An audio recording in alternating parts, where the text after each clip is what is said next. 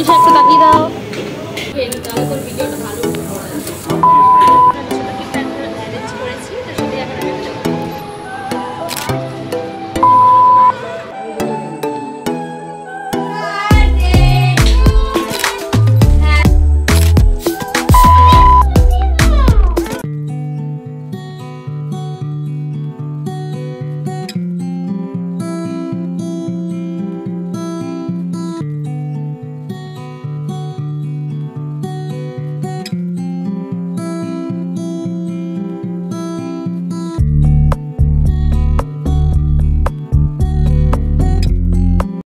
Hey everyone, this is Priya. Welcome back to my another vlog. আর আজকে ব্লগটা specially আমার birthday, সেই জন্য এই ব্লগটা করা।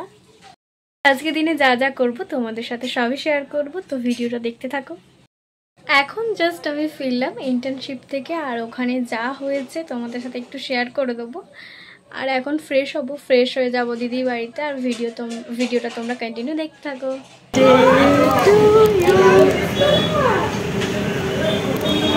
ইন্টার্নশিপ থেকে বেরোনোর পর মনীষা আর অনিন্দিতা আমার জন্য কিছু সারপ্রাইজ প্ল্যান করেছিল। তো এটা তো দেখার পর আমি অবাক হয়ে গেছি, কারণ আমার লাইফে ফার্স্ট এটা যে আমার ফ্রেন্ডরা আমার happy birthday to you, happy birthday. আগে কিন্তু আমাদের তিনজনের ফ্রেন্ডশিপটা কিন্তু এতটা স্ট্রং ছিল না যতটা এখন রয়েছে।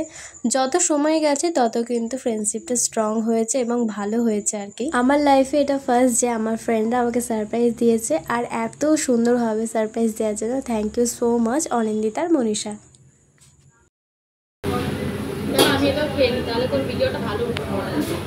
Oh my god.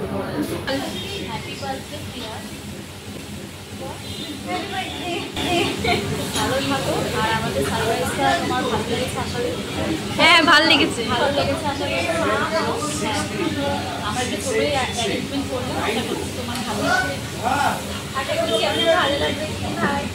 খুব সুন্দর হয়েছে।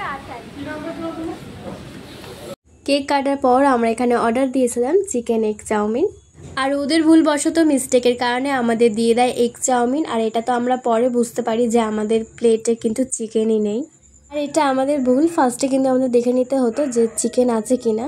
লাস্টে কিন্তু আমাকে চিকেন এগ চাউমিন পে করতে হয়েছিল। আমার তো অনেক বড় ভুল হয়ে গেছে এই বিষয়টা নিয়ে। তোমরাও কিন্তু সতর্ক থেকো, আগে ফার্স্টে দেখে নিও কি দিয়েছে না দিয়েছে, তারপরেই কিন্তু পেমেন্ট করবে। মনীষা এদিকে খাচ্ছে না, মনীষা পার্সেল নিয়ে নেবে। কেন খাচ্ছিস না আমাদের সাথে?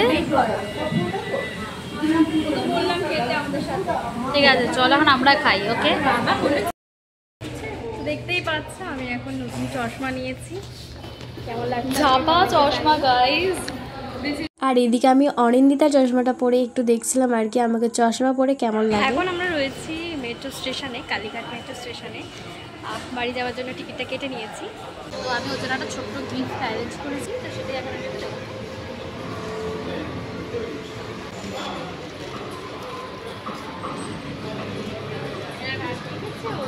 আগে পরে পর আগে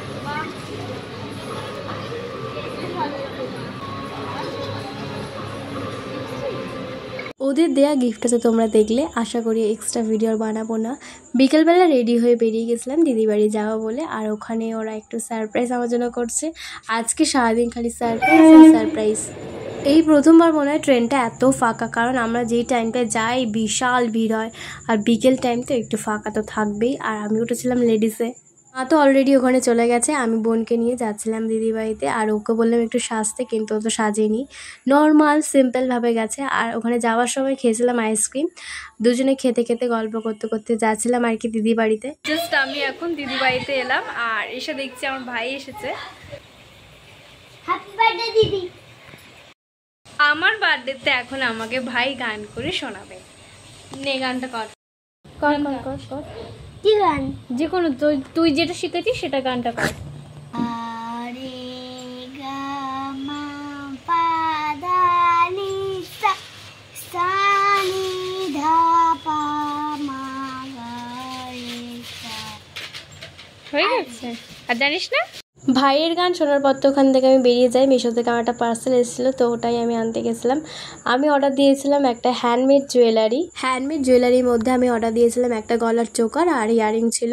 এটার দাম খুবই অল্প নিয়েছে। তোমরা যদি এটা কিনতে চাও তাহলে আমাকে কমেন্ট করো, আমি কমিউনিটি পোস্টে লিঙ্ক দিয়ে দেবো, ওখানে তোমরা দেখে নিও। আমি যে কেকটা কেটেছিলাম এটা ছিল ব্ল্যাক কারেন্টের কেক। এটা আমার ভীষণই প্রিয় একটা কেক বলতে পারো। ব্ল্যাক কারেন্টে একটা আইসক্রিম আছে, সেটা আমি সব সময় খেয়ে থাকি আর কি। এটা আমার কাছে ভীষণই প্রিয় একটা আইসক্রিম বলতে পারো। কেকটার মধ্যে বোন সুন্দরভাবে কিন্তু মোমবাতিগুলো সাজিয়ে দিয়েছিল।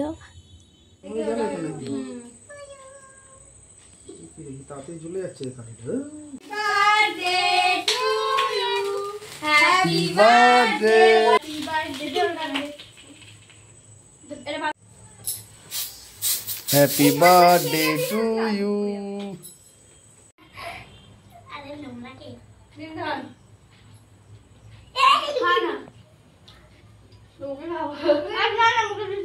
আমি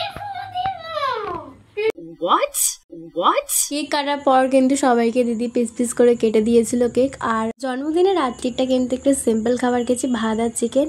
দুপুরে কিন্তু মা অনেক আয়োজন করেছিল, সেগুলো কিন্তু তোমাদের সাথে শেয়ার করতে পারলাম না কারণ ভিডিও ক্লিপস নেওয়া হয়নি।